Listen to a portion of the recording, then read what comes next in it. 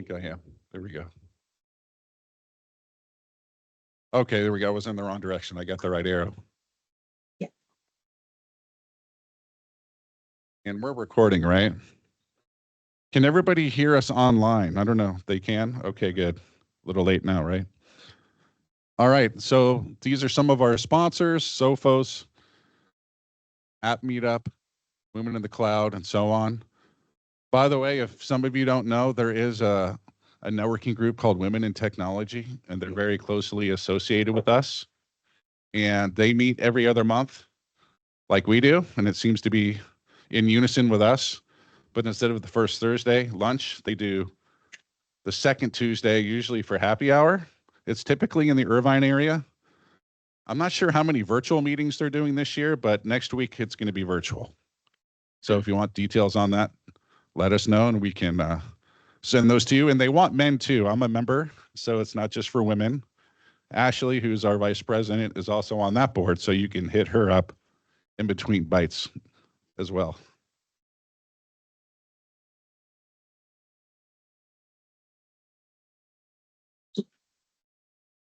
There it is, the WIT network. Not to be confused with Witty. There are lots of women networking groups out there, but it's the purple and orange logo. Okay, so here are some IAMCP perks. So if you're a member, feel free to scan that barcode. You've got access to a training portal with all kinds of Microsoft classes and all that kind of stuff. So some of you who are learning and wanting more information, feel free to take advantage of that.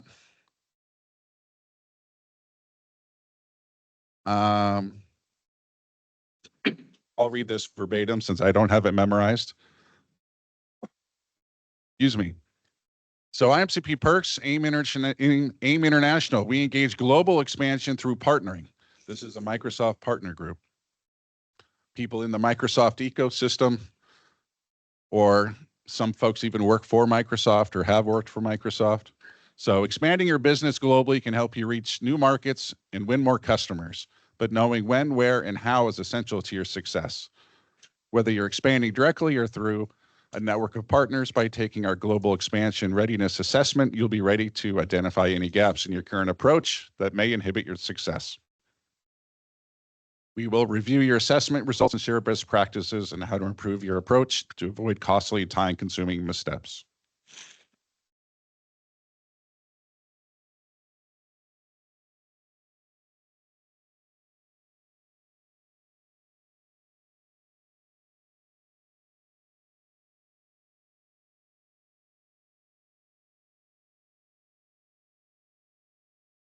Water break.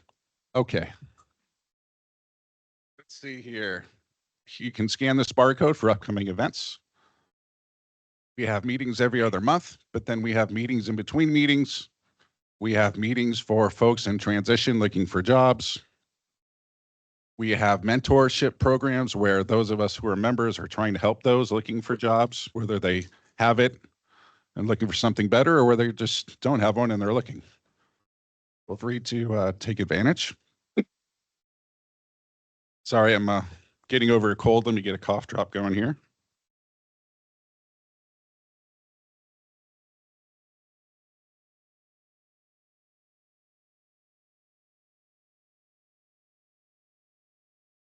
Okay.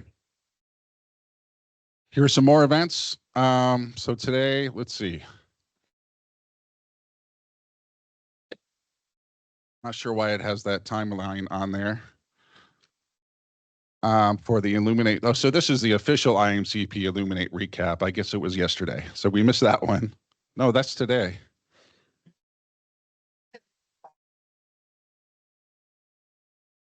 Okay.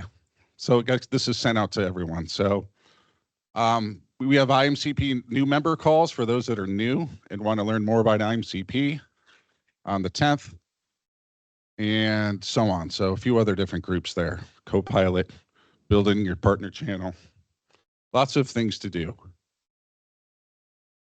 We have a podcast. Feel free to check that out.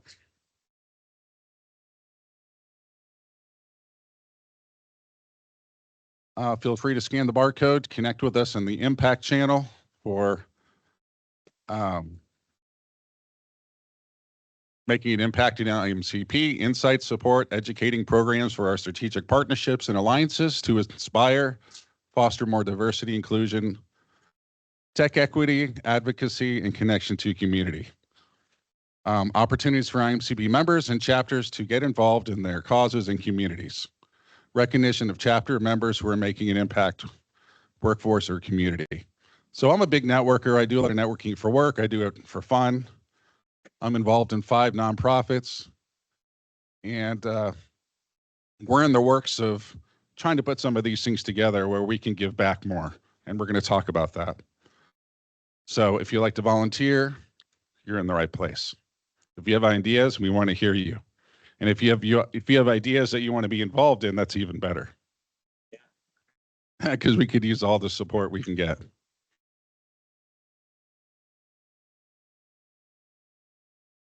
Okay. Let me see where we are. We're a few minutes ahead because I kind of blasted through that. But I believe, yep, we're at the Illuminate section. Eddie, are you ready to jump in?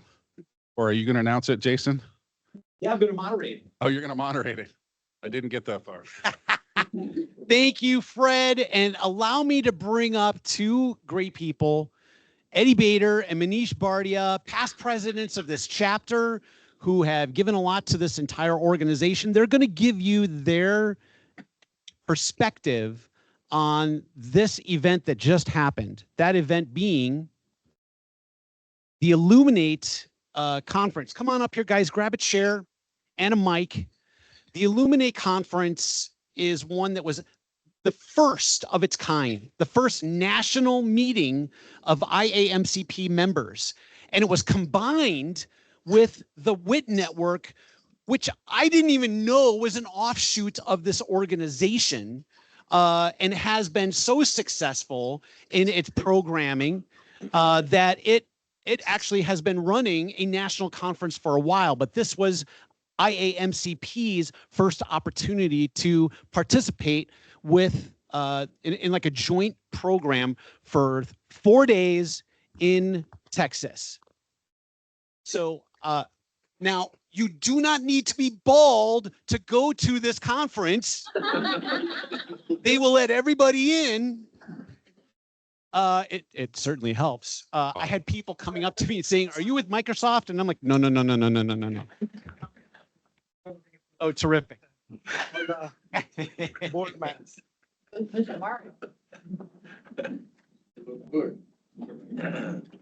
And there were so many pictures taken during this event. Now, I only threw a couple into here. I'm going the wrong way. Because I wanted you to get a sense of exactly what it's like there. Lots of people like us, like you. One of the reasons I loved it was all the people. I first walked in that afternoon, people handed, here's your badge. Oh, you know what? They could know by looking at me that I needed the trim that said, I'm here for the beer. Don't know why. They assumed that. So they hung these around our necks, and then they sent us out to the lawn in the back, which, if you can look in the background here, overlooked the river. It was a beautiful location. We were out here every evening. It was gorgeous. Gentlemen, what were your impressions of the socialization on the back lawn? I guess the whole Los Colinas area is beautiful. And this was my first time going to this area for business. I have gone one time before. And the hotel was amazing because it's next to the lake, and the location was so nice. We spent like 3 hours there, good food and great people. So I guess we were missing the IAMCP booth in Ignite or Inspire. And this fulfilled that kind of connection, because from SoCal, maybe like 20, 30 people will go to Inspire, will hang out. I guess that became like a tradition before COVID. And yeah, that's what we were missing. Eddie? Yeah, no, I thought it was great. We had It was a overall smaller group of partners, but I think that allowed everybody to connect really well. Gave a lot of time. The footprint to get from one end of the hotel to the other end took maybe 5 minutes, 6 minutes max. And so getting back and forth in between sessions was really easy. But I think the biggest thing was just the connection. We just saw more and more people just hanging out with each other. I will tell you, one of the things we're trying to work on is their kitchen and bar closed at 10, which is really odd. They really don't know this technology crowd, because we would have stayed there at least till 12 or 1 o'clock in the morning. But overall, the sentiment was there's a really great connection amongst the partners, and then with Microsoft as well. So the time that you got with Microsoft people was something that you would never get at Inspire, and we intend to keep it small moving forward. Sponsor, great guy from Florida. Jeff, chapter president from New Jersey. You met everybody, and they were all like us. They were all members, so we all had something in common. We didn't have to. We ended up kind of socializing, talking small talk, but you always had something to connect with somebody on. After that, the following morning was the keynote. Erica Irby was fabulous, and she was on the stage with Eddie. Perhaps you can provide us with some context. What was it like going into that, and what did you take away from sharing the stage? I know you guys sat down as a fireside chat later on. What did you take away from that? Yeah, I think in this presentation, what we really wanted to talk about was Microsoft's role in the ecosystem. We had a representative from TD SYNNEX there.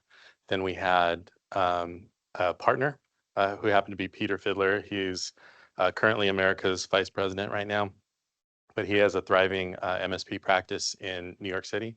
And then I was representing the partner-led association perspective. So all of these components play together to help partners in this ecosystem thrive. And it was really kind of a discussion on if you need something, where should you go? And what's the expectation of those three or those four groups of each other? And then how do we make that easier for the partners to understand where you should go when you need help, or what opportunities you have to help you grow your business. And I think the conversation was really genuine. I think what Peter was able to share from a partner's perspective is that being a Microsoft partner in this ecosystem is not the easiest thing to do. If you've logged into Partner Center and you've looked at it for more than 5 minutes, you think, do I want to stay another 5 minutes, or did I just want to go on to the next thing for the day, right? And I don't mean that disrespectfully. This is feedback that we've given to Microsoft, and they understand that it's not the easiest thing to use. Or you get an incentives PDF that's like over 200 pages long, and how am I supposed to digest that and work on my business at the same time? So those are the kind of conversations that we had on the stage with Microsoft. And then TD SYNNEX talked about, as an independent indirect provider, how they help partners through that, but really trying to demystify this and trying to give feedback in a constructive way back to Microsoft in terms of what's going well and what could be improved. So having that dialogue in front of everybody and not behind a closed door, I think was really important and super effective.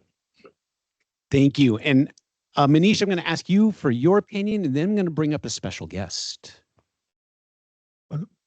I was just learning about all the focus Microsoft has is all about AI.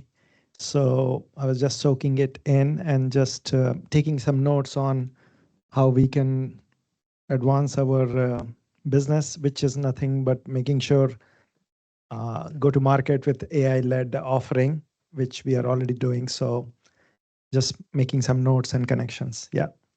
And if you guys can see this slide up here, this was the big push from Erica. She challenged us to go out into creating centers of excellence within our own practices.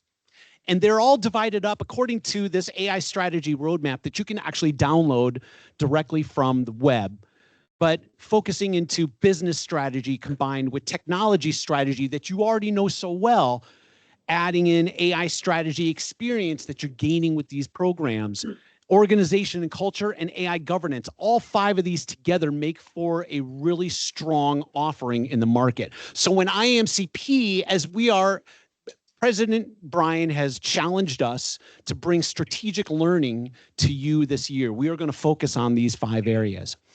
One other person is able to give us a great perspective of not just this opening keynote, but also the rest of the organization. He's hiding back here at the back of the room. Ladies and gentlemen, Manish Bansal.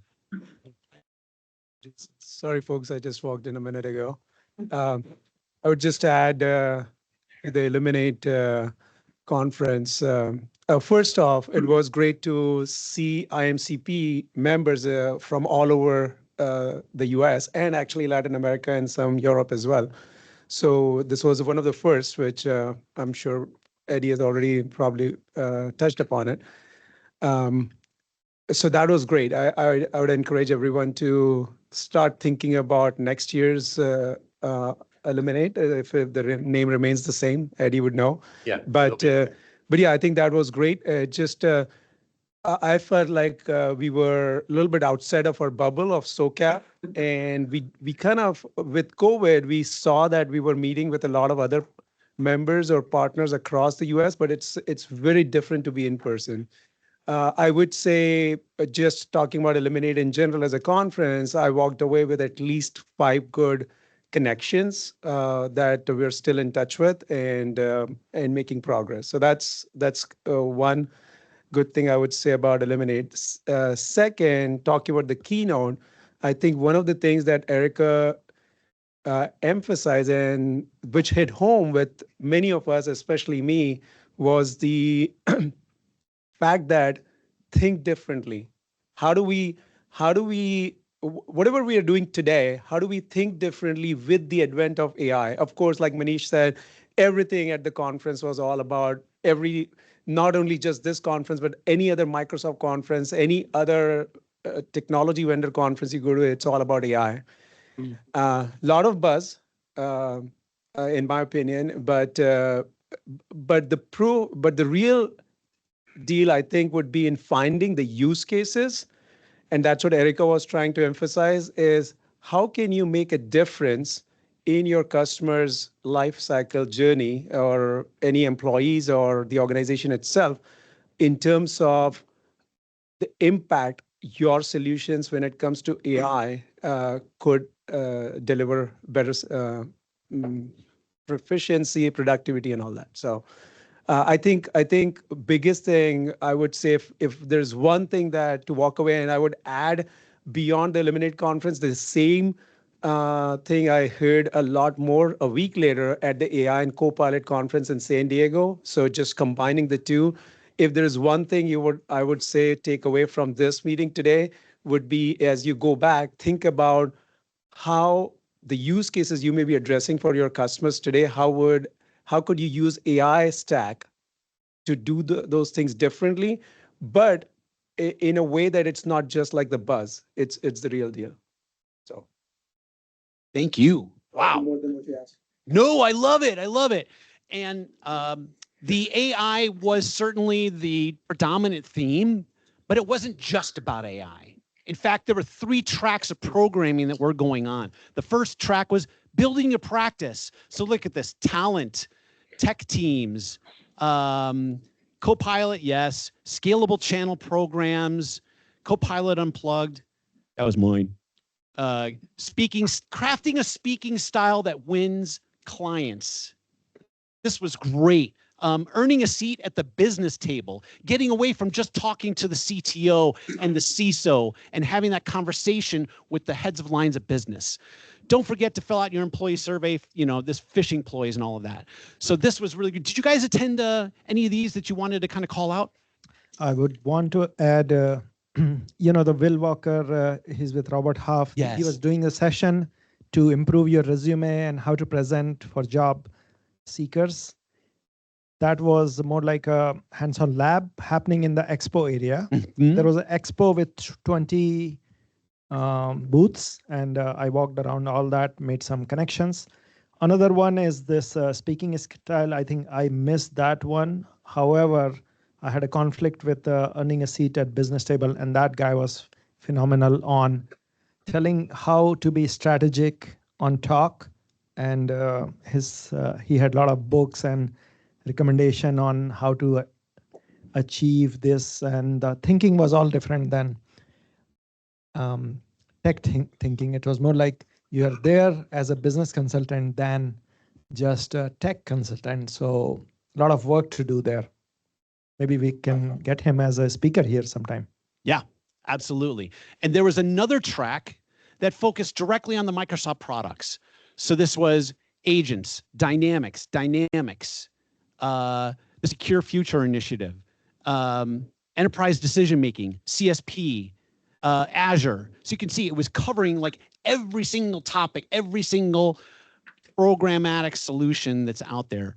Again, any of these that you happen to go to and catch, I skipped most of these because I was in the other tracks. Well, it's funny. I'll just tell you a quick story. Everything we've heard from partners is that all the Microsoft, like Ignite, it's all Copilot. Every time you go somewhere, Copilot. So we're trying to give ourselves a wide variety of sessions for you to attend. And the most popular sessions were the Copilot sessions. So it was a little funny how that worked.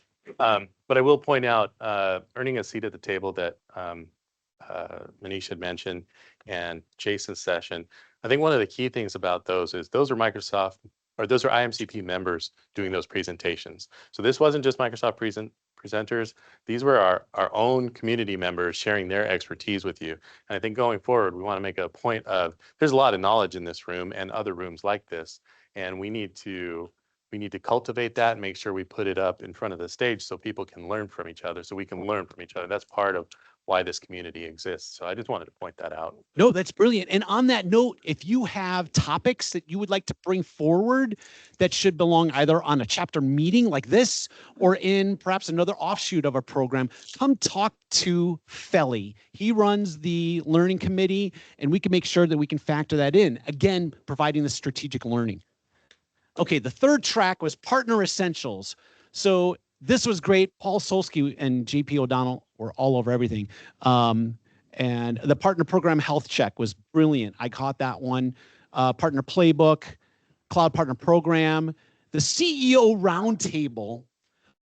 The first one that they did was on the AI reality check. Okay, there's a lot of hype out there. What is really happening? What are real practical use cases that your customers are actually putting into practice? So cut through all the fluff and let's talk legitimately. Is it too much hype? That was a great session. Partner Advisory Roundtable, Tech for Social Impact, empowering your communication. There actually was a whole other separate paid workshop running at the same time that was all about designing and generating your marketing using AI. There's just too much to do. Yeah, so we'll say one thing. We had a couple of feedback sessions. So that Partner Advisory Roundtable, there was another product feedback session.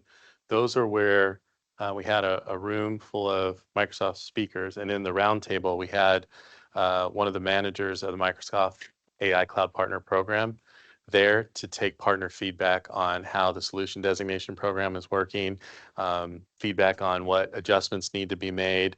He's looking at where Microsoft wants partners to be in 2026, 27, 28, and what they need to be doing for us as partners to make sure we can meet those goals in those future years. So those are great conversations. It opened up a lot of candid conversations, a lot of things that were constructive, but that's invaluable because you don't necessarily get that time in front of the right people to have those conversations. And that just goes back to the voice of partner piece. So I thought those sessions were important as well.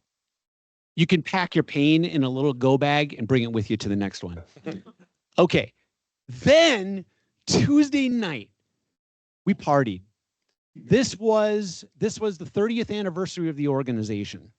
And I can't provide the context. I've only been a member for 3.5 years, but this event was standout because, again, all the people that were there, this magnified the additional networking opportunities that were going on.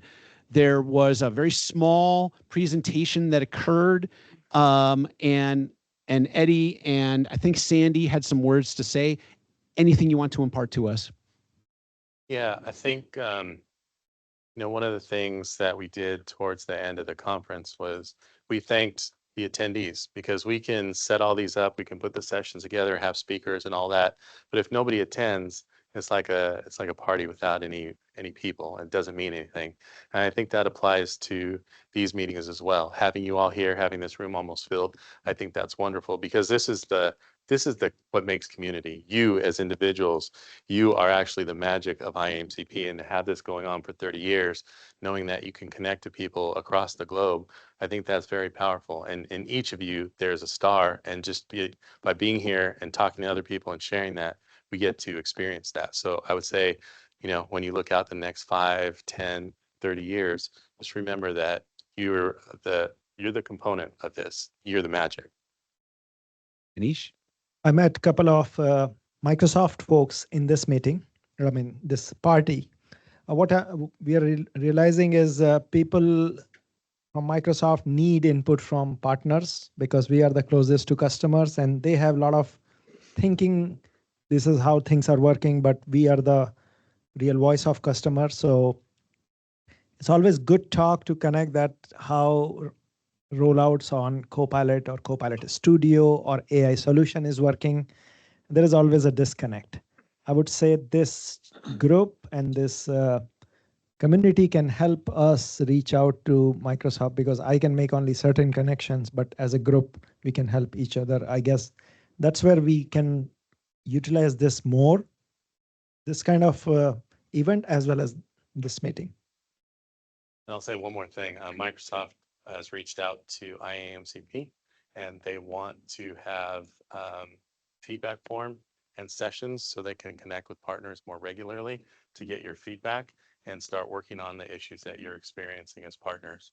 And a lot of that was facilitated through our interactions at this event, but it goes a long way. Like being face-to-face with people goes a long way. And one last thing, I remember before I went to my first Inspire, everybody's talking about, oh, you got to go Inspire, got to go Inspire. It's great. You get to meet people.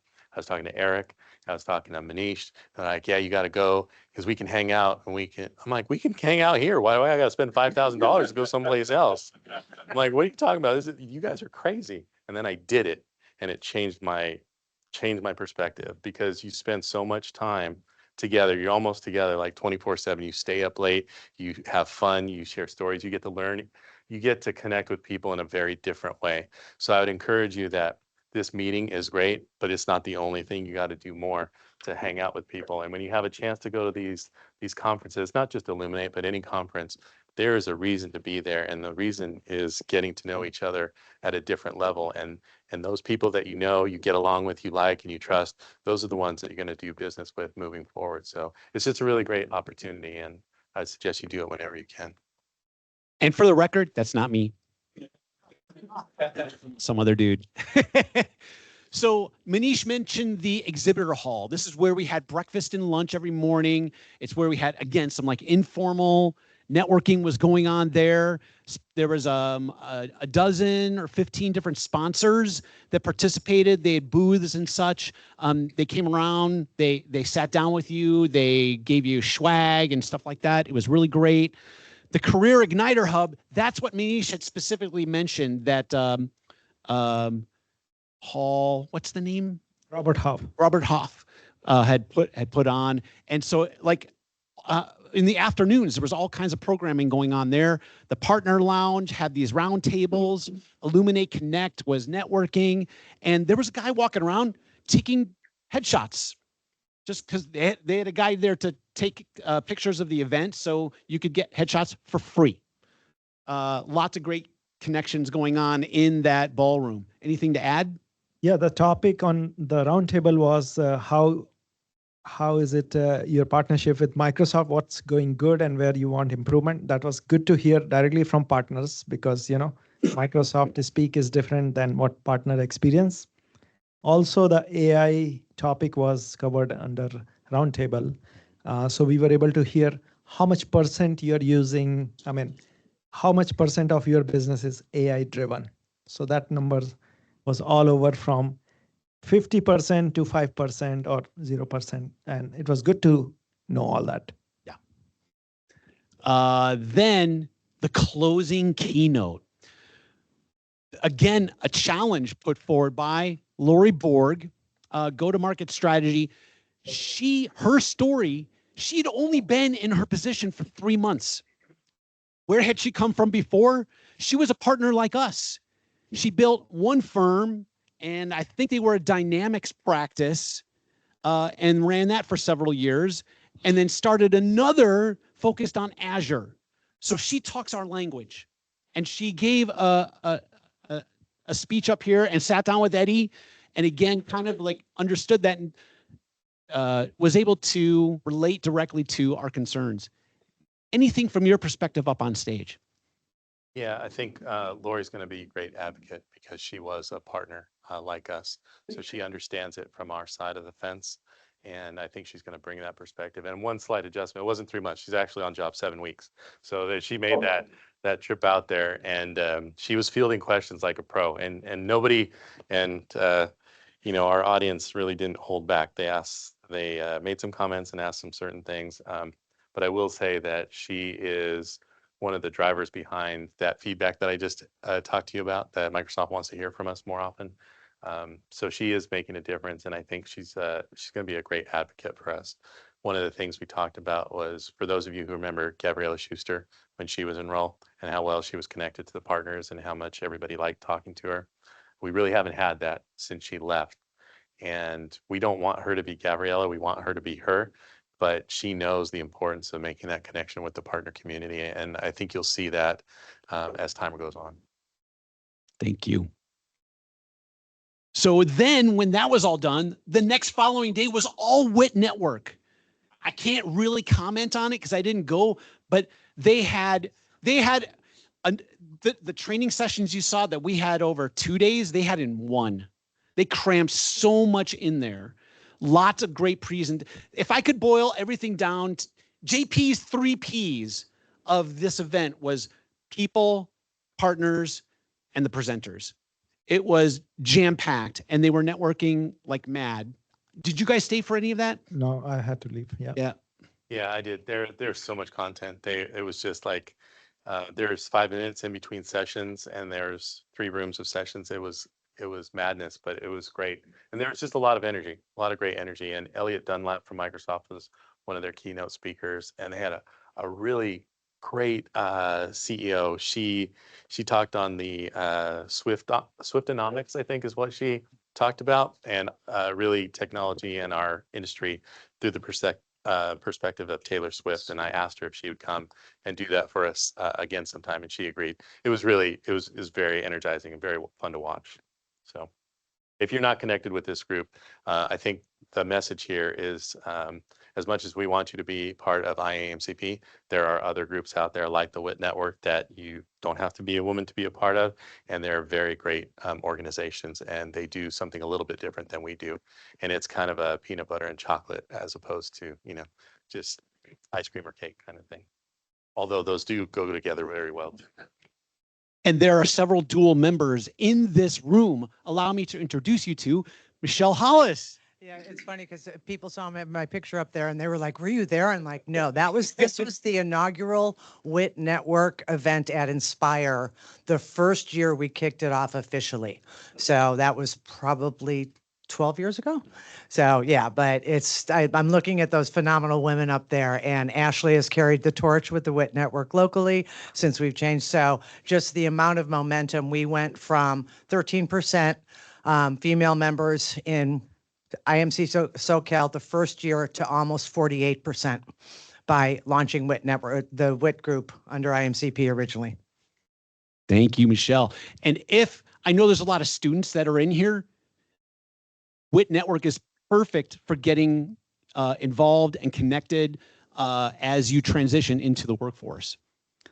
Last, the big takeaways. I kind of gave them. The 3 Ps were what it was for me, but what was it for you, Manish?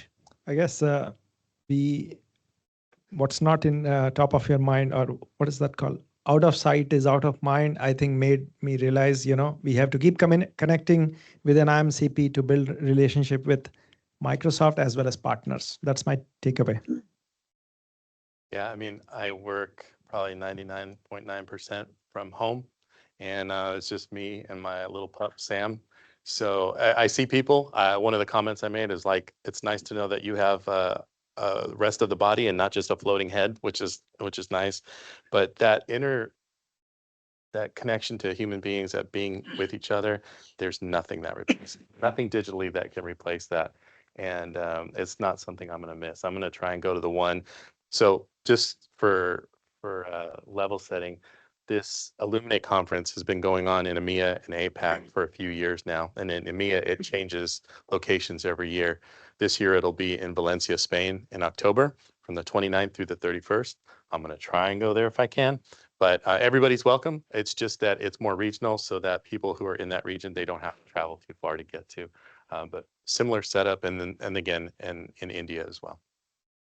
So go. I mean, I just get out of the house. If you're a work from home person, it's okay to get out every now and then. And put this on your calendar, put a placeholder for March of next year so that you can go and you can drink in from all of this. I can only assume it's going to build off of what it had this year. So there'll be more of everything else, more of it. And with all of you on board with that, it's going to magnify it that much more. SoCal was the largest chapter there outside of Texas. We were represented. And when you said the SoCal chapter name, people knew who you were. So the brand is strong, and we can continue to increase it for everybody in this room and everybody online and all the members of this chapter. Good time for questions before we wrap up. Ashley. As well. It's looking like that. And it probably won't be March. We're looking at maybe April, but it will not be in March just because conflict with spring break and some other conferences, but still put it on your calendar. We should have that announcement within the next few weeks because we want to give everybody plenty of time to. I will tell you, in that first picture that you had with Manish and you, there's a tall building that was across the lake behind him. That's the HQ for TransEnergy, which is the folks like Leah and Donna and Jeff. If you know them, you know them. But they're the support team for IAMCP. So having them close by was really convenient because they're about a mile away. We had to send boxes to them and they could help us. So Dallas is looking pretty strong for next year. When I walked into the hotel lobby, they were there. I have only emailed Leah back and forth until actually seeing her in the flesh. And it was great. Any other questions? Yes, Jason. Colleges, universities to train the next generation of AI specialists? So I believe all of you know MicrosoftLearn.com, learn.microsoft.com. Is that correct? Yes. So go there, a lot of free tools and then free certification also. Microsoft is always putting all the education content on learn.microsoft.com. That's the first stage, I would say. And then there are career paths. They already have thought about that. So you want to see what career path, meaning it's a learning path actually, which you want to go after. Like there is a dynamics, there is a security, AI, then it comes technical learning path also. So a lot of information. I mean, just Microsoft is so huge. The information gathering is very tough. But if you go online, that's a great. And I'll double check, but they started an apprenticeship program about a year and a half ago. I think that's still going. And if I get the link, I'll share it with Jason so he can share it with her. And parallel to that, how do we prepare students for this world? How do we prepare ourselves as partners? So Learn is there, yes. You got kind of two choices. Educate your teams so that they grow up into those skills, or find the right partner. Good one. Yeah. Last question.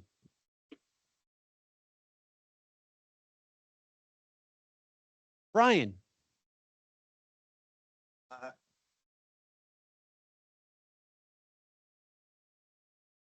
I'm also very big on use cases. Sometimes I think about AI and other things as solutions looking for a problem.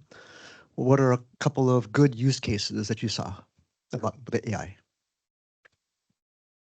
I guess the top one of the, in the round table, we were going around on finding who is using, AI as a lead gen or getting the business the sales through AI. So we had one gentleman, he's running 90% of his business through AI.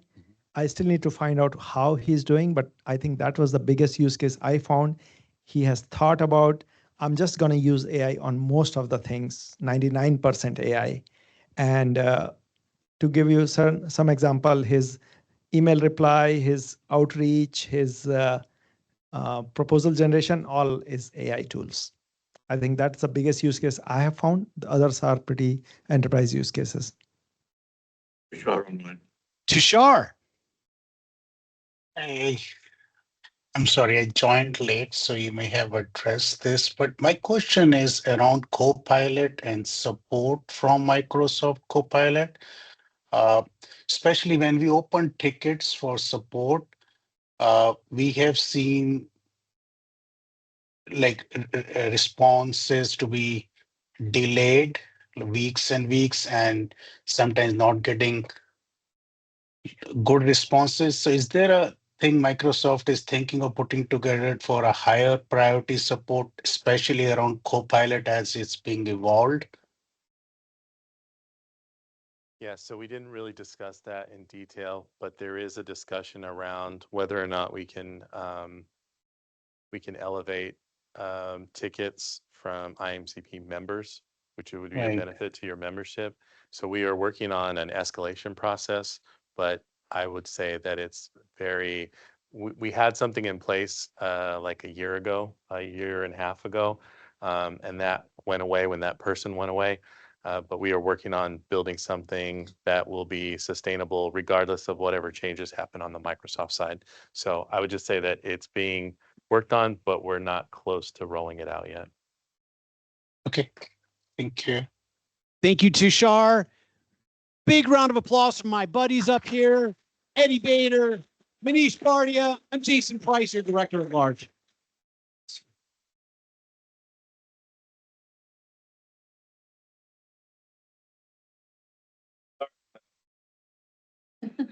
Nice job, everybody.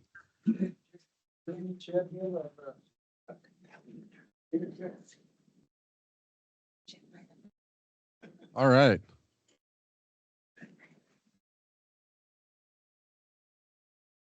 Okay, who enjoyed the food today? So the food came from a catering company called Kherut, and there's the founder, director. He's been here and talked about the group before, and we've been using them as our catering whenever possible for, I don't know, almost a year. And like it says, it's a nonprofit that provides culinary training and employment to women survivors directly or indirectly of human trafficking. So it's a real thing out there. And we're a nonprofit, and we like to support other nonprofits. And when the food is good and the service is good, and they have a very diverse group of menus that they can put together, give them the business. I'm going to make two introductions for them. One is a friend of mine. She wines and dines partners all the time, and she's tired of the regular takeout and going to the regular places and going to different places every time. Why not try these people, and they can switch up the menu? We had a really good Thai lunch, and they've done sandwich platters. So just wanted to kind of give them a plug. Feel free to scan the barcode. Brian, I know that you're very much involved over there. I didn't know if you wanted to add anything to that. I'll bring the mic over. I'll be brief because we are over time a little bit, and just wanted to say something about Kherut. So you might know that I'm semi-retired. About September of 2023, I began doing some volunteer work for Kherut. As Fred said, nonprofit. One of the things that is really important is this notion of employment. So basically, if there's no employment for survivors of human trafficking and other marginalized women, there's a good chance they'll go back to doing what they were doing before, which in many cases was prostitution. So in this case, having the job to go to, having the training, and being able to acquire work skills is really important. So in addition to getting the good food from the catering operation, we are also helping them learn culinary skills in the process. So thank you. Thanks, Brian.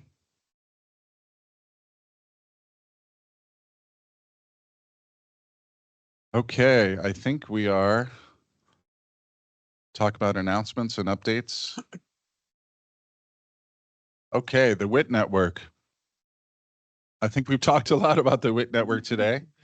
Again, they meet the second Tuesday evening, usually for wine and charcuterie in the Irvine area. They kind of bounce around, and I don't know if they landed a permanent location when they do go back or not, but I know they were looking at locations. Okay. All right. So for April, there's going to be a virtual event. It's an executive panel. We are still working on what day specifically to get those executives together. So there will be a flyer to come out, and I'm happy to share that. In May, we are doing a resume workshop, kind of what Manish was talking about, a lab where you're working on it in person. Still TBD on the location. And then we do take a recess for June and July, just kind of focusing on the needs of many women and kids and how you work from home with all of them coming back from school. So we resume in August. And we are looking to have Duncan come back from Ingram Micro. He's a sommelier and doing a networking and wine tasting event. And then we're working with Chalk Children's Hospital on a philanthropic event for November. More to come. WIT is working with one for, oh, cool. Yeah. Well, Chalk is also another close nonprofit we work with. If many of you have heard the name Justin Slagle, he basically started the chapter here 15 years ago. Used to work for Microsoft, has a very thriving business as a Microsoft partner in the Microsoft partner community. Is very much involved with Chalk and is on their board. And I got involved because of him. So I go and pour beer at Beer Fest. The money goes to them. And this Saturday is the walk for, thank you, I almost said the Chalk Walk. The Chalk Walk's in like July or August, and that's at Disneyland. So that's a fun one to do. But this weekend is the Ronald McDonald of Southern California. Oh, it's next Saturday. Next Saturday, sorry. Thank you. And I thought it was in Irvine, but it's actually at the Rose Bowl. So it's all of SoCal. It's not just the Orange County, at least from what I saw. Anyway, it's a charity walk. Feel free to donate, walk, or talk to me, and we can figure it out when I don't have a microphone in my hand. But we're all trying to give back and help out because it's tough right now. You know, we're all doing well. A lot of us are doing well. Some of us are struggling. So let's all help each other. Let's see here. Here's some other WIT events. You know, when you're a member of WIT, you can obviously check out other chapters and other things as well.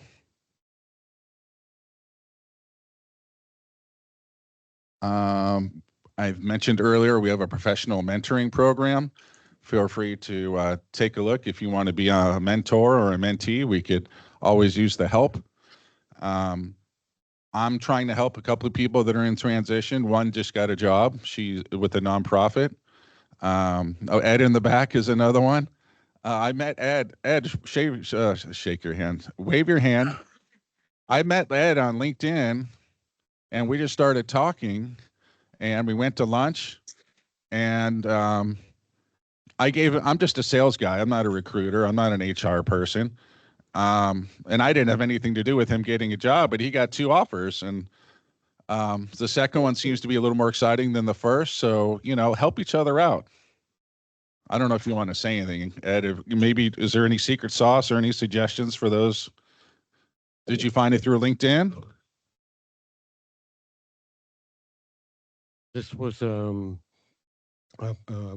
connections from prior employment that called out. But it just happens that I've been looking for about a year, but no luck. But after grad, I got 2 offers within 2 weeks. So there's some magic there. So come rub the belly and maybe you'll get a job in 2 weeks. Congratulations, Ed. Yeah, I mean, share those stories. I mean, we've all been in transition, and sometimes it's embarrassing to publish that to the world, into the world of LinkedIn. But I had a friend last year who tried to kind of keep it quiet and was looking for 3 or 4 months, and then finally put a nice post together. Hey, I casually tried to look for a job, and now I'm letting everybody know. And within a month, he had a job. So hopefully, it could be that easy for you if you're looking.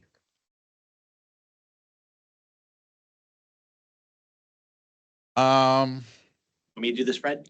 Sure. Job search group brothers and sisters, raise your hand. It's okay. It's okay. Don't be shy. So we're running a job search group to help those that are trying to get through their transition, shorten that time down. Melissa Epstein is a vice president over at Nigel Frank. They do a lot of work in dynamics, hiring and onboarding people. And so she's coming and delivering an interviewing and follow-up skills workshop with us tomorrow morning. And if you want to join us, there's the QR code. It'll be online in Microsoft Teams. Thank you, Fred. Actually, I want to add something.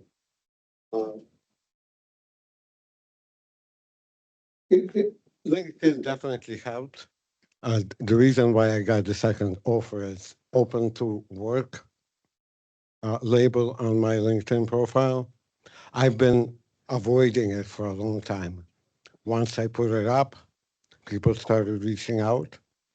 This job, my first interview with them was 6 months ago, so you never know. EP, if you don't know him, the rock star legend who I owe drinks to from Vegas. Yes, you do. We bought some expensive old fashions. Thank you. Had a good question. Is this group good for people maybe looking for internships? Danny? I got a 20-year-old looking, she's coming out, she's looking for an internship. So the answer is yes. Connect. Okay. Sweet. Okay. I'm definitely gonna do the WIT too, right? Yeah. Yeah. You got to get wit it. Gotta get witted. Okay, that was bad. So another local group or not a group, event is SMB TechFest. Raise your hand if you have not heard of SMB TechFest. So it goes on in Irvine, in the Irvine Spectrum area. There's a nice venue. It's every quarter, hence the name. Oh, it doesn't say SMB Tech. It doesn't say quarterly. It is quarterly. It's about a day and a half. So we're closely aligned with them. And if you're a member, you can get in for free. If you're a guest, we can probably still get you in for free, but it's a good place to see other technology professionals and learn a thing or two about a thing or two. And Jason? Yes, as a matter of fact, SMB TechFest has asked Felly and the Learning Committee if there's anybody that wants to present on the topic of AI. So you can see a bulleted list of suggestions you could possibly do on the left-hand side there.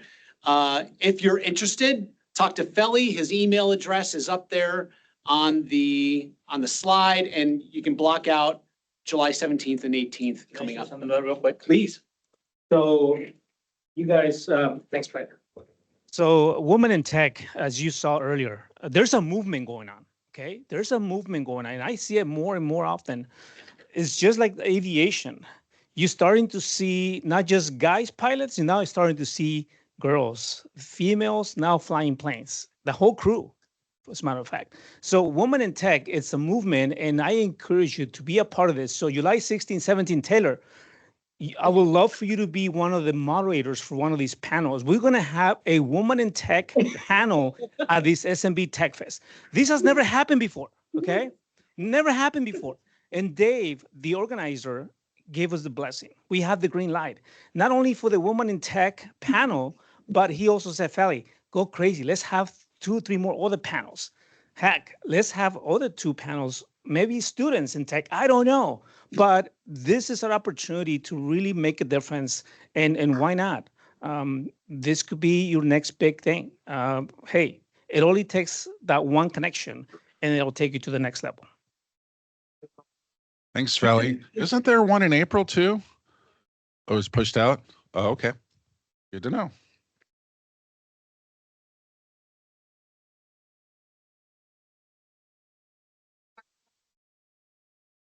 Sign up, it will be complimentary through IAMCP. For those who like free food, Dave loves to advertise hot breakfast, hot lunch, you know, not just cold bagels or whatever. It's good food, and they even do a happy hour the first day. All right, everyone looks like they got the QR up. Got one more. You can always hit me up after or hit us up after if you need any of this information. All right. Get the word out about this group, Carpool. Bring a friend. Anybody in technology or touches technology, we want to talk to them. And, you know, this is a great networking event. It's the next meeting is June 5th, 12 to 2, like today. Get here at 11:30. Start networking early. Get first dibs instead of the bottom dregs of food. You know, do some networking and help us come up with some topics we can talk about. What do you want to talk about and learn about? Excuse me.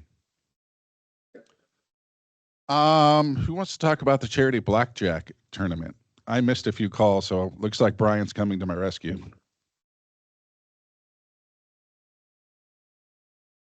Full transparency, this is an idea. We don't have anything really firm. It looks like there's something scheduled, but there's really not. But what we're trying to do is to garner some interest in doing an event like this. We have some folks that are willing to kind of pitch in. If anybody here is interested in being on a planning committee for a blackjack tournament, would you please come see me or send email? Our idea, we might use this room or this room plus the room next if we can get it. Put some blackjack tables together, have some people come and play blackjack. We haven't figured out how the monetary aspect works, but that there might be some buy-in of some sort, and the bulk of the funds will go to charity. That's also one of the things that the committee will decide is which charities that we might support in this process. Thank you. Thanks, Brian. For those of you who maybe don't know, we do an annual or almost annual golf tournament, or we have, and it's been good, but we're open to other ideas. So this is just another sponsorship opportunity to help give back. You know, we were able to give back $5,000 to the Ronald McDonald House of Orange County and to the Brazil Foundation up in LA.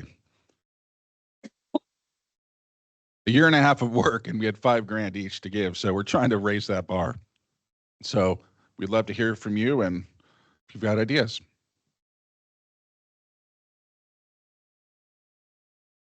Twenty-second introductions. Ashok, you want to go first and show us how it's done and pass the mic? Hello, everyone. Ashok Patel with the Tech Mavericks. Agency News was acquired about a month ago, so I am now with a new organization. And then I'm also the operations chair for the meeting. Thank you. Bill Pampania, we Infosys Inc. Break fix, manage IT, security camera, and Microsoft CSP. Here, let me. So this is a good opportunity just to kind of say what you do and what you're looking to do and how you can help partners or what you need help with. Just we're trying to keep it short and sweet. Give me 20 seconds. And 20 seconds.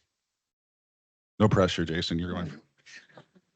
Hi, my name is Jason Sim. I'm a faculty member of computer science and I'm a college before SQL Server DBA Microsoft product. What I plan to do over the spring is grade. My guests are two of my star students here. So I'm so excited that they are here. I was so excited just to walk into Microsoft. So thank you. Thank you for the great food.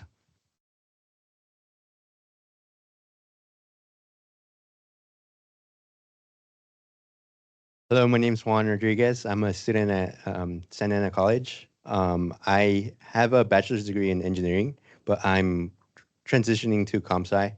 I'm really excited about the courses I'm taking and seeing if comp-sci is like a passion of mine that I can transition into like a career in the near future. That was good. We all need a 20-second thing. This is good practice.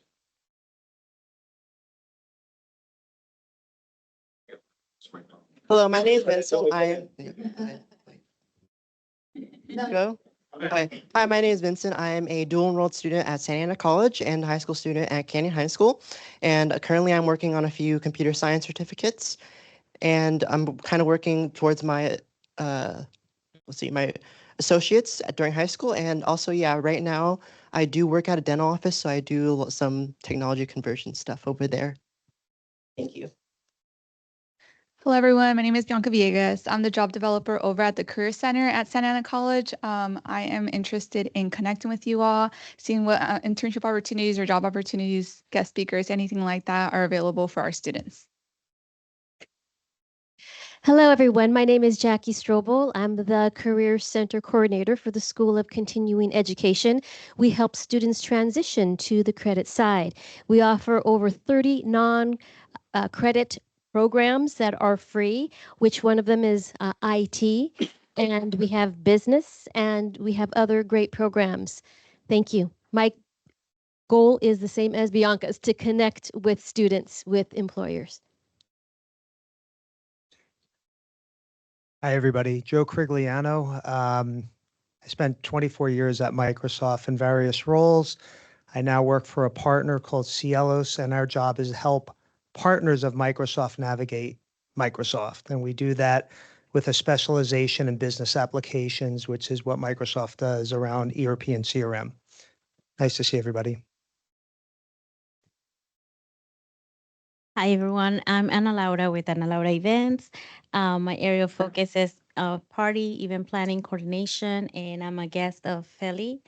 And thank you for inviting me. Oh, and for spring break, I really been hanging around kids, so I want to borrow some kids and just go to the park and have fun. Hi, I'm Tasha Miles. I'm a cybersecurity enthusiast. I'm a guest of Brian and Jason. Just like to meet people and learn. Feli Michaka with Managed Solution. I'm a senior field engineer, a brand ambassador, but my passion really is giving back. And as you can probably tell, a lot of us having the same heart. And so our job and our goal is to always give back and see how we can help you go to the next level in your career, your education, and obviously your business. This way. Hi, I'm Krista Hollingsworth of K. Hollingsworth Consulting. I am a certified business consultant and chief fractional revenue officer. So I help businesses grow. That's what I do. And I'm here with Treaty as well, Treaty Software. Thank you. Ashley Dueña is your vice president, also the WIT Network philanthropy chair. Just hearing today, I work at MW Partners as a director of business development, and I like the question around internships. And I know with the job search group, a lot of our partners are smaller partners that can't afford marketing or sales or some of the different pieces. I think there's synergy there, as well as the fact that I'd be more than happy to accept any resumes. So connect with me or on LinkedIn, and we would love to help. Hi, everyone. My name is Ruthie Jimenez. I am a fourth-year computer science major at Cal State Fullerton, and I'm just happy to be here. Go Titans. Yeah, go Titans. Hi, everyone. My name is Yoriko. I'm a first year at Cal State Fullerton for computer science, and I'm a guest from Feli as well. Thank you.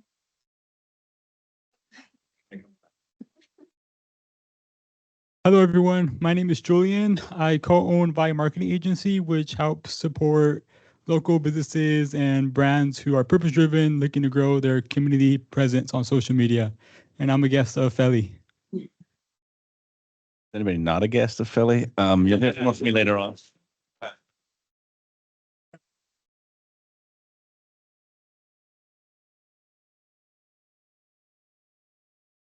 Hello, my name is Fred Babai. I'm a partner and chair here at SoCal IAMCP. My day job is B2B sales accelerator. I provide fractional VP of sales support from strategy to sales and marketing. So anyone looking to improve or lead on sales or marketing, let me know. Thank you. Hello, I'm friend of Feli. And as a business, I'm working on a AI-based project management tool called Amy.ai. Anybody interested to reduce their work by hiring Amy? Let me know. Thank you. I thought you and Philly were the same guy. I've never seen you. We're the same Like Janet.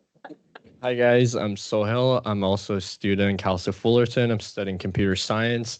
I'm also going to be being a fellow doing AI ML at Cornell Tech. I'm excited. I'm also looking for internship opportunities related to data science, computer science. Hello everyone, my name is Mohammed. I'm also a student in Cal State Fullerton in computer science major, and as my friend said, so we are looking for internship. Hi everyone, I'm Nikita. I'm a security professional and GRC specific, and currently in the transition phase, so actively looking for new opportunities. And I'm also CSUF alumni, so go Titans. Hi, I'm Joy. I'm a cybersecurity professional currently looking for a job in IT or cybersecurity, what is entry level, or if you have any apprenticeship programs that I can start with, that would be good. So I'm a guest, first time guest, and hopefully I can connect with everyone else. Hi, I'm Doug Johnson, CTO of CyberTrust IT Solutions. We're a managed service provider specializing in Azure and security. How's it going? I'm William Pote, CEO of eTop Technology. We're a managed service provider in the Inland Empire. We're very focused into the SMB, handling everything for them, or for the mid-market, doing on and offboarding. So we're really efficient, making that an efficient process for them. Jason Price of Aston Price. We are a Microsoft service integrator providing business advisory, user adoption, and change management focused on modern work, Copilot, and AvePoint data management. That's my day job. Hey guys, EP, I'm the valet. If you guys can all just bring me your keys back here, I'll take it. I am a strategic advisor for game-changing technologies. SME for cyber and AI. I love listening to all the people that are here on your front of your jobs or in cyber. Follow me for sure, because I can probably connect you guys with a lot of people that I know. Definitely want to talk to the marketing people over here, because I also host a show called Epic Hype. And I have subject matter experts in AI, cyber, and I hype conferences. You're going to see a lot of stuff for RSA. RSA is a show you guys should go to. It's in San Francisco in 25 days.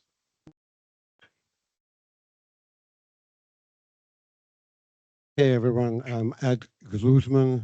I just accepted a position as Director of Digital Analytics at one of the large convenience store companies here and in Europe. I will need a lot of help with Azure, Microsoft Data Factory, and all of that BI goodness, as well as artificial intelligence. Thank you.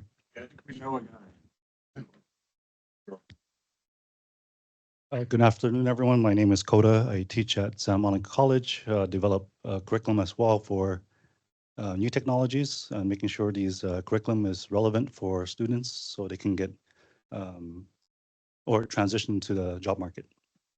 I'm also a guest faculty.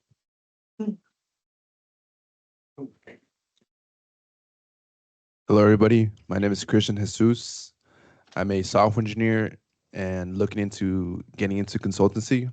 I have my own dev studio and we build software for businesses.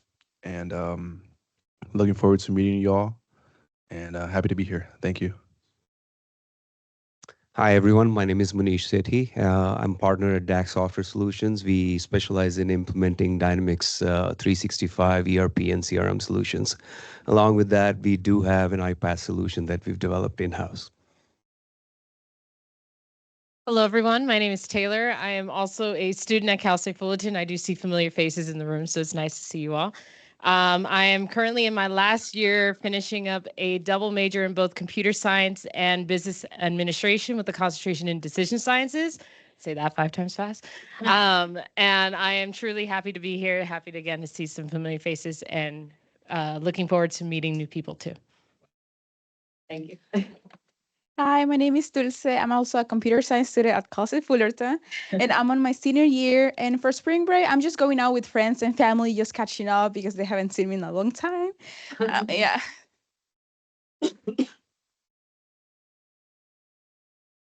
Hi, my name is Kate Bershatska. I'm not IT person at all, but my team and I, we focusing for business consulting. First of all, it's for extra small and extra small companies or startups. Our goal, create healthy business process and CRM implementation as well. So thank you. And I'm newborn here, honestly, a little bit nervous, but step by step. Hopefully everything will be better. Thank you. Welcome. Manish Bansal with Fifth Square. We're focused on all things data. So data analytics, corporate performance management, budgeting, forecasting, deal with Data Factory, Power BI, Microsoft Fabric, Data Lake, and all sorts of lakes now, I should say.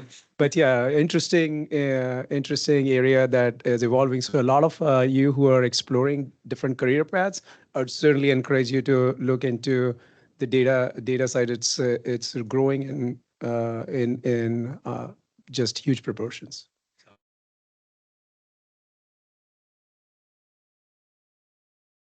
Hi, everyone. I'm Andy Manalo with CyberTrust IT Solutions. We are a managed service provider and a Microsoft partner, specializing in Azure.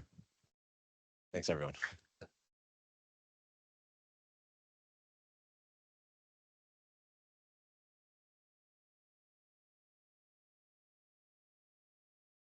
Well, part of the reason for walking up here is to give Fred the microphone back.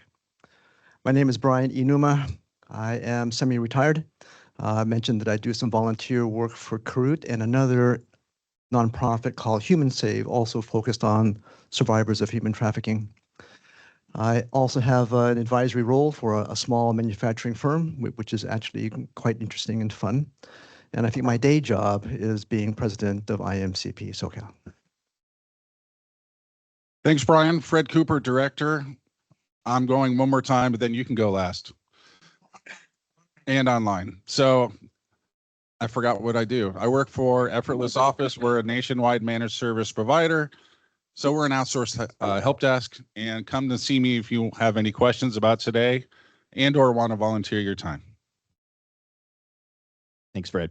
I'm Eric Klaus. I am the director of our Microsoft practice for Neoteric 365. We're a Microsoft Cloud AI partner, focusing heavily on AI solutions, both here in the US, Australia, and as of today in UAE and Dubai. So a lot of exciting things going on there. I'm also the past president, or one of the past presidents of this chapter. I've been a member here for 15 years now. So great to see a lot of faces here today, and thanks everybody. All right, we got 4 people online. And why don't we start? Tushar, you want to go first? Everyone got their 20-second timers in front of them, so you can time yourself, because I got it here. Tushar, are you ready?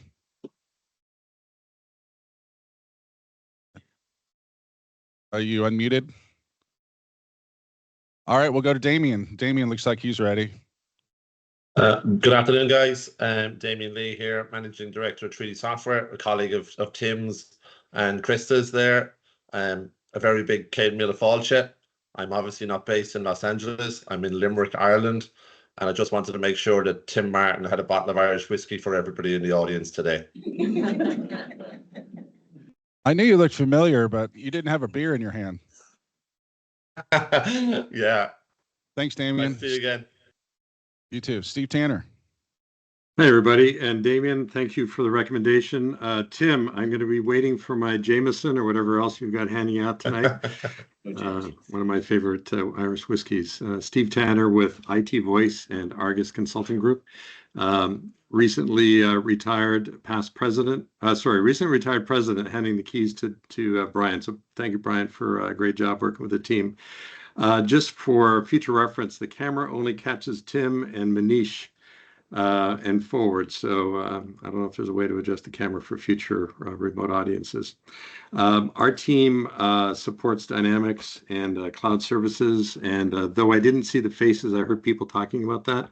So I'd love to chat with both of you, the Azure group and the Dynamics group in the audience. So look forward to reaching out to you in the near future. A little plug for the poker, what I'm calling the poker/blackjack night. For those that have not been to a casual get-together, I think it would be a lot of fun to see each other's gambling style. You can learn a lot from somebody across the table. And I'm going to be pitching in with the committee, and hopefully we can get a few more folks to participate and be part of that. So I look forward to meeting everybody in person in the coming months. A quick update on my spring break plans. I've already accomplished them. My wife and I spent 2 weeks on the road up the West Coast, around Canada, and then through Idaho, Montana, Utah, and Arizona before coming home. So I played a little golf, drove through some snow, washed the car 4 times because it got so dirty on the road. But glad to be back and in SoCal, sunny spring weather. Talk to you guys soon. That must have been a Canadian 20 seconds. Kevin? Well, it was okay, Fred. I accept that. Kevin, are you there? It's got tariffs included. That's what happened. Yes, hi, this is Kevin Kehoe from DataWise Networks. We're a managed security and service provider, and we focus on Microsoft ecosystem and solutions integrations, basically managed IT, cyber, and risk management for our clients. And I don't know if there's anything else I should be saying. I don't know. Did you have a list of questions that I was supposed to fill out or answer? Nope. Thank you for playing. Anybody else online? Everybody, you got to have a quick 20-second, speech for your everyday lives. So sorry to be blunt. Tushar, are you back or are you gone? Yes. All right. Now, are you ready? Yes. All right. Tim, will let you take it over here. Okay, guys. You have slides? Let's see here. Yeah, we'll eventually we will. Yeah. Okay, hear me okay? I was wondering if we could get Jason some caffeine or something to boost his energy level. Seems a little low key to me or something. I don't know. A little off today. What's going on? Right. So first of all, this is Krista. I'm Tim. We're here to talk about Treaty Software. And at the heart of our company has always been giving back. I think that made the wrong website. Oh. So we're gonna start with a little bit of fun. We're gonna start with some fun. It should be Brazil, yes. So one of the nonprofits that there you go. One of the nonprofits that IAMCP has been incredibly generous with, and I'm on the board of, is called the Brazil Foundation, which is a terrible name because people call it Brazil. It's pronounced Brazil. It's someone's last name. There's nothing to do with what we actually do. We're a after-school program for middle school all the way through high school, college prep. We do family services. So the first thing we thought we'd do, first of all, we thought we were going to have a silent auction. Then we thought we'll just have a regular auction. It's going to take 2 minutes. Hopefully it's not a silent auction. You guys all keep quiet. So what do we have, Krista, for the key winners? So the auction this is the $200 gift. We're going to start the bidding at $25. And as it goes up, Treaty is going to match the gift to Brazil. So we're giving this away. We're auctioning it off on behalf of Brazil. So we have a lovely wine from the Rancho Capistrano Winery, which Tim has gone. Yeah, so they donated this, and they have three locations: Ladera Heights, Rancho Capistrano, and San Clemente. Great restaurant, and there's somewhere. And then there's also a $100 gift certificate as well. So it's a generous. It'd be a Real quick, let's raise some money. We're talking about giving back and we're doing all of these things. Well, let's put your money where your intention is. And here's what we do. That's when the winning bidder will go to the Brazil website, hit donate. They'll donate to the website, and Treaty will donate the same amount. Yep. So quickly. $25. Who's in? I think 20. Oh. Yeah. Who? 20? 50. 50. 100. 100. Got 100. 200. Okay. Woohoo. 200. 225. 225, 250, 250. 250, 250, 275. In Newport, so he's gonna outbid me. 275, do I have 300? 300. 300. Ooh, it's getting I'm not exciting in that here. much. 325, do I see 325? I won't go any higher if you want. Joe, you said you're Newport. Done. 300 going once? Pressure. Going twice? 325. All right, 325? done. 325 and done. Joe, thank you.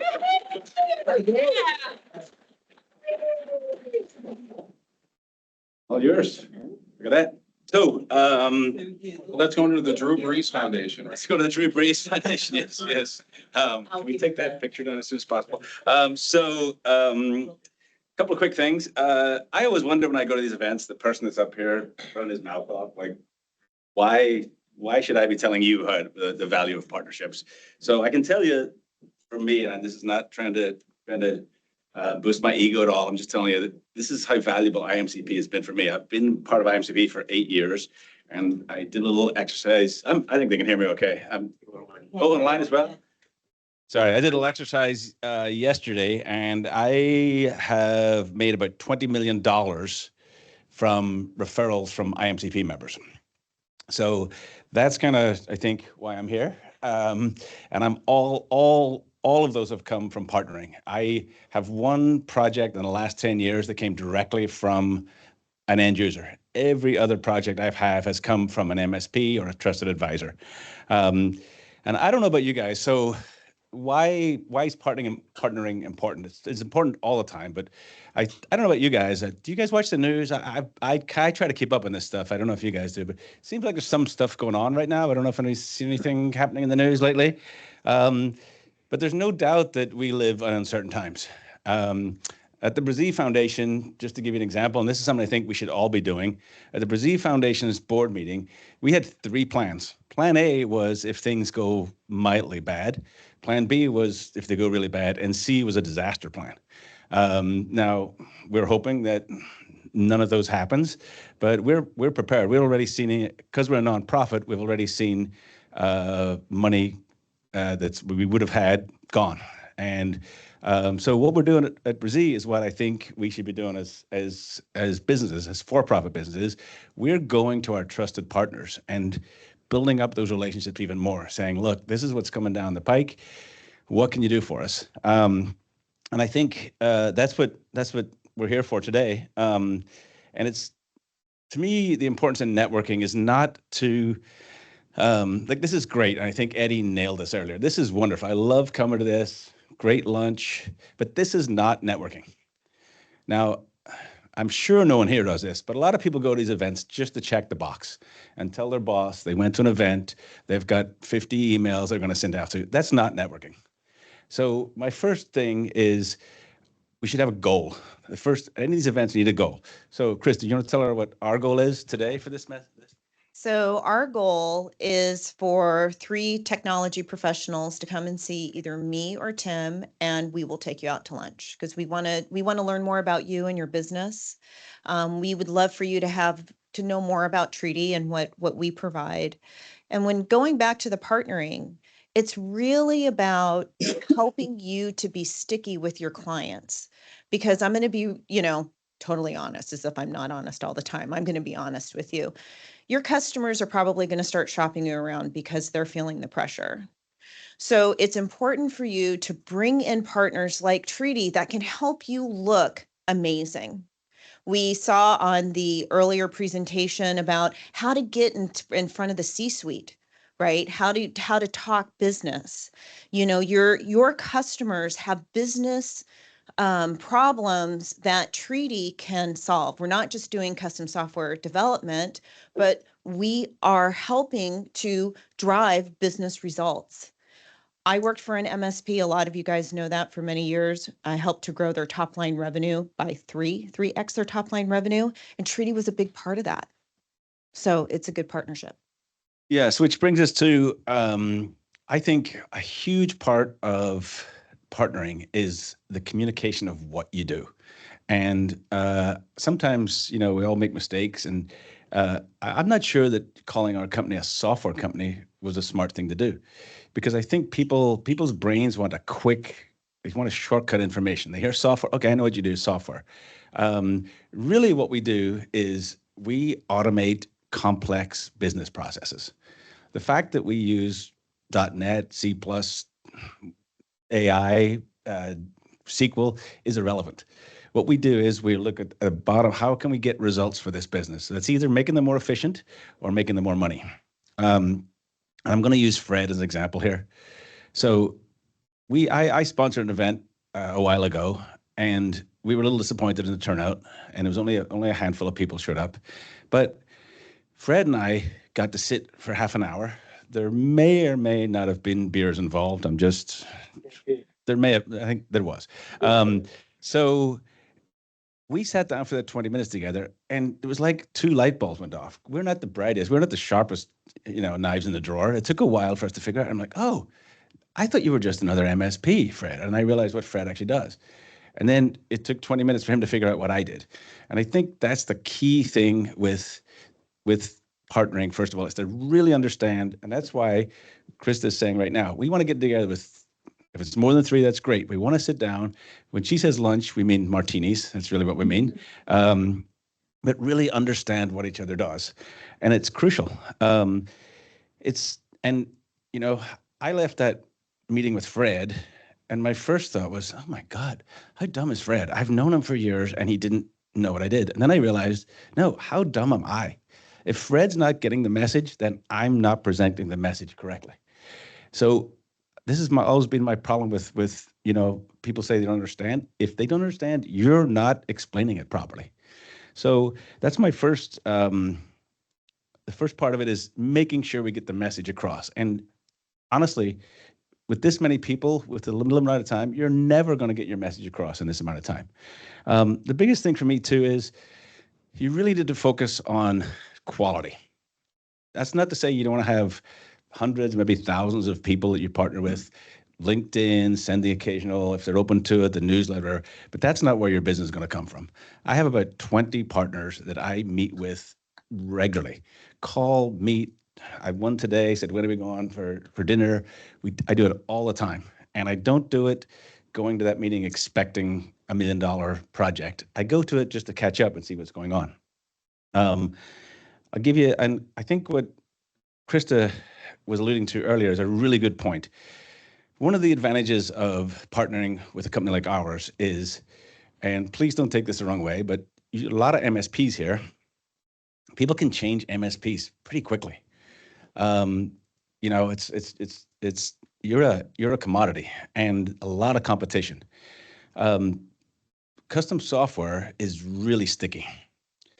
It's really, really hard to find custom software projects because the people that are potential clients for me probably are only going to do 1 or 2 custom software development projects in the life of their company. How do I find them when they have the budget, when they have the technical know-how? They're going to do that 1 project in 20 years. It's beyond. It's like finding a needle in 100 haystacks. So that's the downside of it. The upside of it is once you find that project, I tell clients this the first time I meet them. I go, we're going to get married and you better be in love. Because there's going to be dark times, there's going to be good times. This is going to be a long relationship. Not only should you be in love, but the divorce will be painful and expensive. That's from my own experience. That's a whole other thing. But that's what makes this really sticky. So I'm going to give you an example, a quick case study, and then I want to leave it open for some questions. So we get introduced to a client in close by here, and they are a very unique company. They are in the they do metal finishing for the airline industry. So part military, part commercial. Incredibly complex processes that they have to have insight onto. They have to make sure how long each process is taking, who's working on it, are they making a profit, are they charging enough per hour? On top of that, they never know what's going to come in week to week. They're like a dry cleaner. It could be 800 little bolts, it could be half a wing, it could be anything.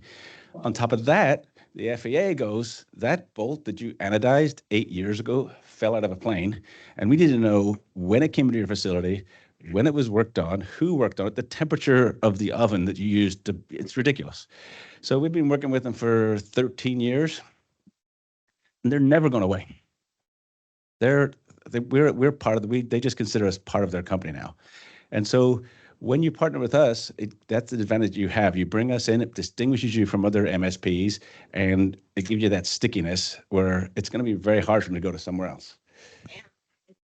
Particular client, there were additional upsells for the MSP as well. So they were able to bring in more security services and other things like that. So it does give you an opportunity to then partner with Treaty to help with what else is the customer needing to help to drive their business results or to help them with, this particular project. And in fact, we're doing an AI project for them. Yeah, so I'll talk about the AI project really quickly. But first of all, exactly what Krista said. So when the MSP brought us into this client, we have a very, it's probably way above your heads because you're not that technical in this room. So we have a very, very technical term when we come into a legacy product. It's called ball o' crap. I don't know if you're familiar with that technical term, but they had a ball o' crap. And the MSP couldn't upgrade servers, couldn't add bandwidth. They were working, some of the servers were 5 generations old. And so exactly what Krista said, it was a win for everybody. It was a win for the client, a win for us, and a win for the MSP. And we are, for the first time ever, and I'm going to let Krista handle this one, we are introducing an actual partner program. I've never paid a penny in commission to any MSP because they've been so happy to solve the problem. But we are now. Dun, dun. So we do have a partner program. Again, if you want to meet with us, we'd love to talk to you more about the partner program, what the specifics are, what the opportunity is for making additional funds for your organization, in addition to the upsells that you're going to be doing. You will get an email. Everybody here is going to get the opportunity to sign up for our fancy newsletter, and it's going to be unlike any other newsletter because we are going to be doing a drawing for, food, snacks around the world and or beer around the world. Who does that? We do, because we like to eat and we like to drink. And we know you do. No whiskey, especially not Jameson's. So we do have a partner program. We'd love to talk to you about it and just see how we can help you grow your business. That's really what we're here to do. Perfect. And I have to say, have we had an IAMCP meeting with an attendee from Tipperary before? Damien's the first one. Wow. We have 6 minutes. Questions? Except Felix. Felix reached his limit of questions. I'm sorry. Hey, Tim, so you talked about an AI project. Oh, sorry. Yeah. What's the use case for our students, for us MSPs? What's the use case? Where do you see things? Where's the trend? What are the customers asking you? What are they wanting to implement in their businesses? Give us all that. Yeah, great. Sorry, I missed that. So, I think it was Brian said earlier, a lot of times, it's the old thing of a solution looking for a problem. At Treaty, we are absolutely focused on the business. We don't care what technology we use, as long as it works and as long as it's scalable. But of course, AI has now become a huge part of us. So we have just brought in a guy. We started this. We transitioned from another company about 9 months ago, and we were pretty focused on just keeping our projects going that we had. We've grown. We've tripled in size, which makes us about 36 people. So we're not that big a company. It's killed our cash flow, so I put a hiring freeze on from now on for the next few months. But we'd never imagined we'd be doing the stuff we're doing, but we brought in a guy really, and if you guys needed consultation on AI, we brought in a young man we'd worked with before, absolute guru on the AI side of things. So this client in particular, we're getting into implementation stage of this project where it's a huge project. The development has slowed down because they can't get what we've developed implemented. They just don't have time. They've got to keep doing what they do with bits of metal. So one of the stumbling blocks, very, very simple, but a perfect example of how it's going to help us and the client. They have hundreds of thousands of documents that until they got those documents uploaded, parsed, figured out what they are, there's PDFs, there's Word documents, there's everything. I think there's close to 1 million documents. And they're gonna have to pull 2-3 people for months. We're doing an AI project right now that cost $10,000, cost the client $10,000, and we think it'll be done in about a week to 10 days. All of that, it's a very simple but perfect for AI. What it'll allow us to do is it'll allow us to get development going again, because it will help the client implement what we've developed so far, and now we can get back to pushing forward with further development. So I do think every few months in the technology business, there's the shiny object. It's always something, but I think what we've really got to do is what you're asking is get to the root of what is AI really going to do for my bottom line. It's a great use case because of the efficiencies that they're going to gain. So imagine taking somebody off of somewhere else or having to hire temps for months and then using the AI, right? It's a great use case. It's perfect. Yeah. So think of it that way. Mm-hmm. Yes. What size of custom projects is right fit? Are you saying size is important? Is that what you're saying? Just asking. Be honest. So we're probably looking for at least 6-figure projects. That's kind of where we can be profitable. We'll do a smaller project if it is going to lead to something bigger. So we've come in, customer came to us a year ago. They were literally going to go out of business because their database they were hitting the busy time. They're like, if we don't get this thing up and running in 2 months. So that was a nice quick win for us. It was a $50,000 project, but we did it because we knew there was $500,000 project in the back end. So ideally for us, somewhere around $500,000. Our biggest project to date's been 12 million, somewhere in around that range. So Treaty has one of the things about software development projects, as you guys all are aware, is the scoping, how to scope, how to price it. Nobody really knows. There's project creep. Well, one of the things that Treaty has done is we call it Treaty Edge, and they have a way of scoping the project so that the customer knows exactly this is how long it's going to take, and this is what your investment is going to be. And I'll let Tim talk a little bit more about that. But, as the chief revenue officer, I'm always looking for what is the value proposition. And that was very clear to me. It's like, no. We know how much this is going to cost, and the client loves it, because then they're not left with, well, we don't know. And that's scary. Yeah, honestly, I tell people I'm the worst custom software salesperson. I usually tell people not to do it. I mean, it's unless there's a real need for it. This client that we keep talking about, the metal finishing client, I told them don't do it. There's got to be a better. This is going to be horrendous for you. But they realized that they had to do it, and I think that's the key thing with us is like there's just no way at the start of a project that we can give you exact numbers on what it's going to look like. But what we do is we put together a framework, and when you start adding stuff, then we go, okay, you want to add that? You got to either up the budget or take something off. And this is the problem with software development companies. I think us tech people in general have kind of the kind of mentality that people have towards car mechanics, where it's like, did I really need an alternator? Because I don't even know what that looks like. So there's a level that you have to get past of distrust. And I think for us to be really upfront and honest and tell them this is what it looks like, this is where it's going. I've gone to a project and we've given them a quote of $600,000. We walk around the building, we're ready to roll the project, and they go, wouldn't it be great if Fred could have access to so-and-so? Wouldn't it be great if we could do this? And my response is always, wouldn't it be great if I was 6'7" and could dribble and shoot? That'd be great too. I'd be in the NBA. And we were very upfront in telling them that's going to cost more money. And the biggest problem with software companies, and I tell people all the time, if you're working with a software company, the first thing the client says 15 minutes into the conversation is, how much is it going to cost? And if that software company gives them an answer, run. Because the correct answer is, I have no effing idea. That's the correct answer. And people don't want to hear that, but that's the correct answer. And we tell them, it's going to cost you maybe 30 grand to find out what it's going to cost. And that's a hard sell. Look at that, 10 seconds. Yeah. Oh my goodness, Brian, my favorite guy.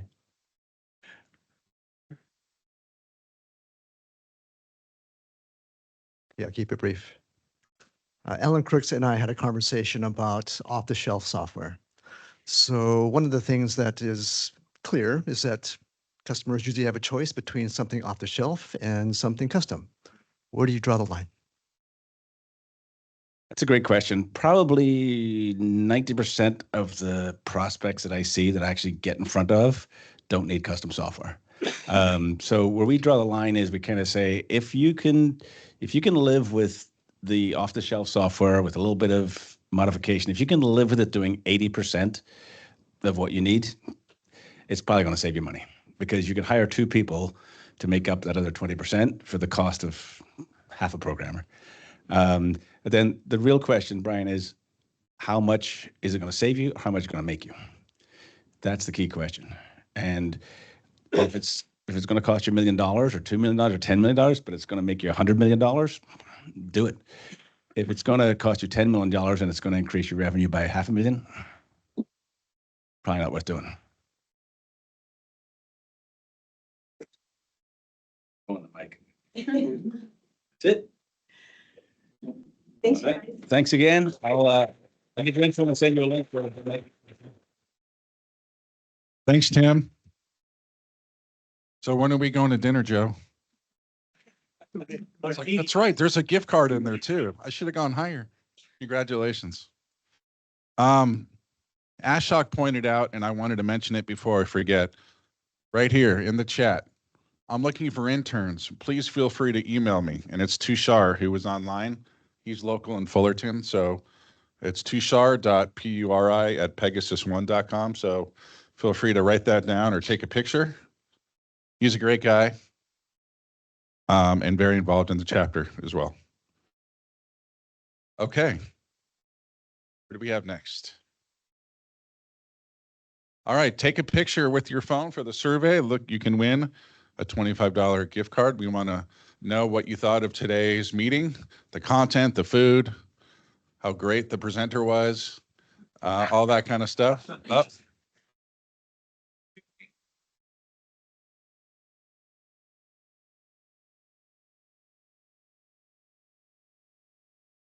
All right, I got to do mine too.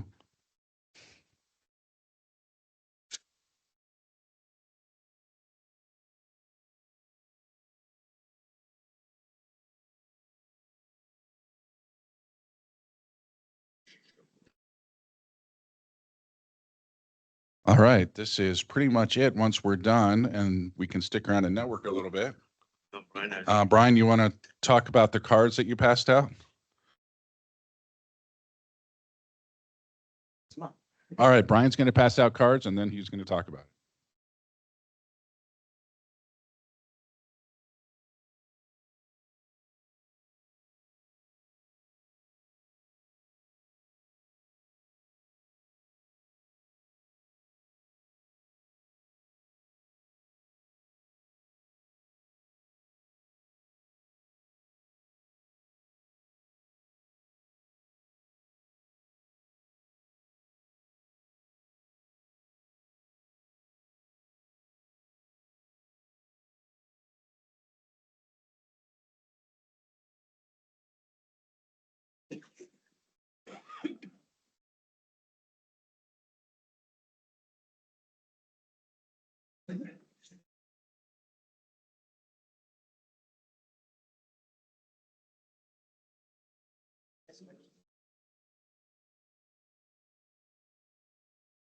Brian passes out those cards. Any questions, thoughts, feedback?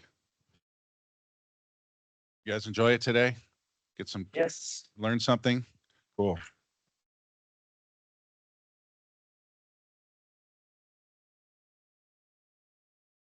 All right, I think all the cards are almost out. I don't know how we're doing online.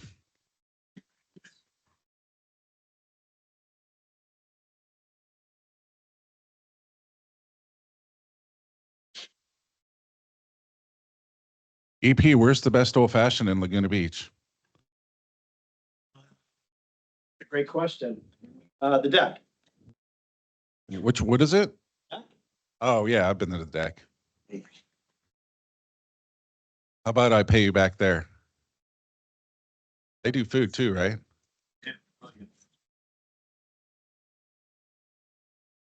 So it's very important to do meetings in between the meetings. And that means grabbing 5 business cards and meeting up for coffee, meeting up for lunch. And in this case, we have a more creative way of doing that as well. So do that, but also do this, please.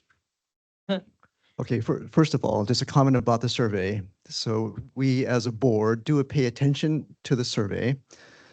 Things that you liked about the meeting, things that could have been better, things you wanted to see. Also, there's a spot in there if you want to volunteer for committee that you can put that in as well. So just know that we pay attention to these. All right, so let's do this. I'm going to maybe have Ashok do the Wheel of Wow first. Any more surveys happening?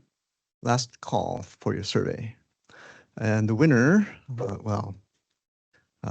receives a $25 Starbucks gift card that's in my briefcase over there.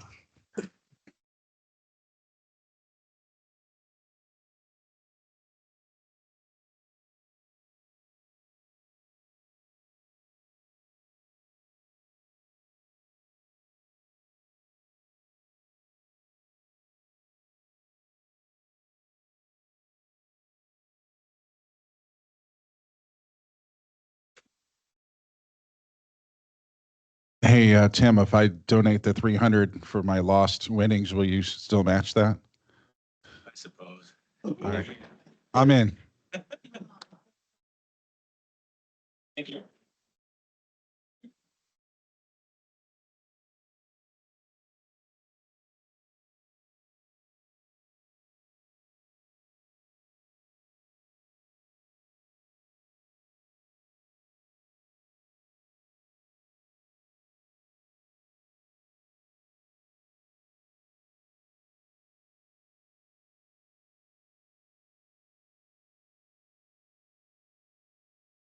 A lot of anticipation on this wheel of wow.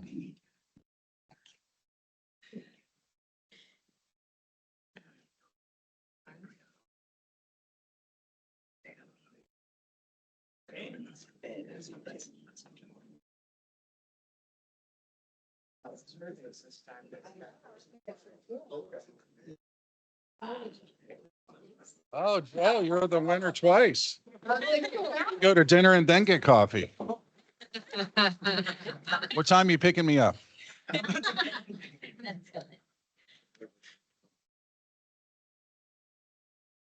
He has to come up and do a speech, feel a little bit of pain, right? No? For tax purposes. Out of the light, we have a lot of fun word.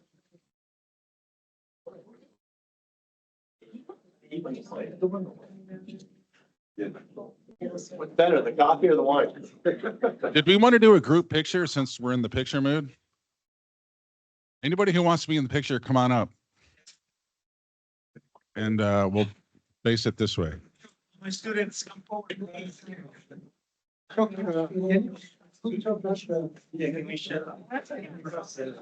or put some slide.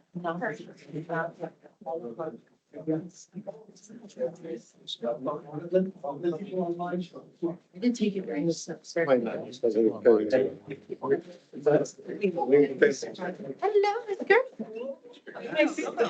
All right, everybody up against the screen. We're going to figure this out one way or another. Red's making a run for it. They shut it down now. Nice to see you. Finish. Okay. Yeah.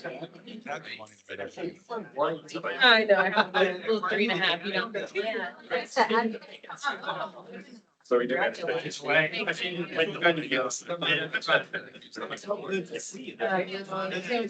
Yeah, missed you all. No doubt about it. Okay, ready to. All right. That was what you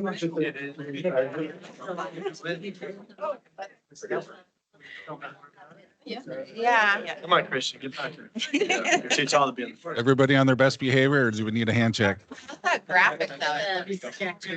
You try to. Yeah, bring it on.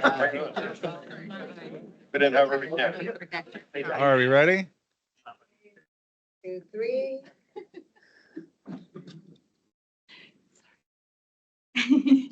All the cameras. 1, 2, 3. We need you in it. This one's for the gram right here. 2 and 3. All right, I'll give Brian the mic so he can explain your card by your seat.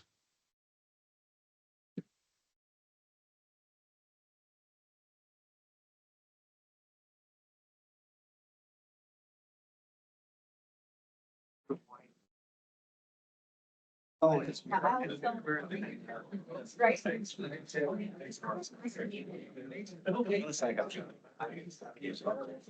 it's being taken as I think would be a good opportunity. May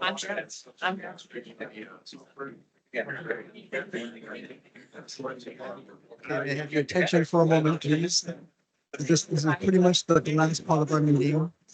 Because once we do this, all pandemonium is going to break out. So may I have your attention for one, probably 2 more minutes, please. So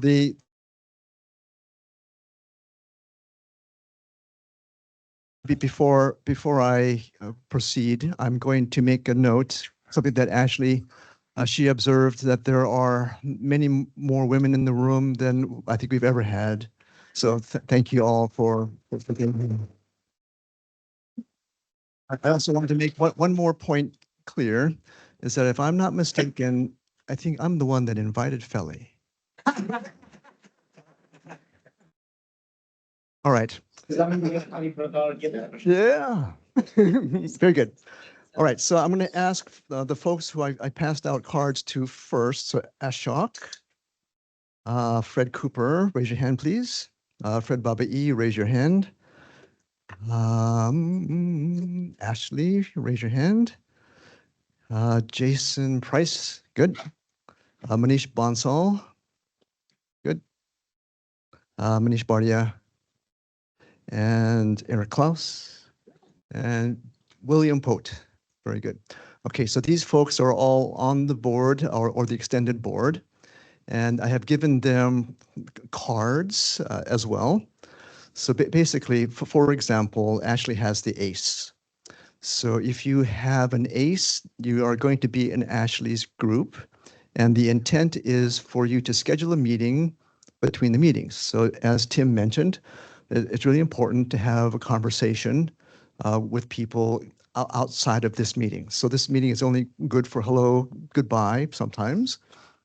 Hello, goodbye, Krista. And the nature of the meeting between the meetings is to get to know each other better. Understand what each other does, understand where the opportunities to help each other, etc. All right, so very good. Fred Cooper has the 2. Fred Baba E has the 3. Ashok has the 4. Jason has the 5. Manish Bansal has the 6. Manish Bardia has the 7. Eric Klaus the 8. William Pote has the 9. So they're going to scatter to different parts of the room. So if you have a matching card, go and find the folks that can help you form the group. Choose over here in the corner. And thank you very much for joining. I very much appreciate having you here.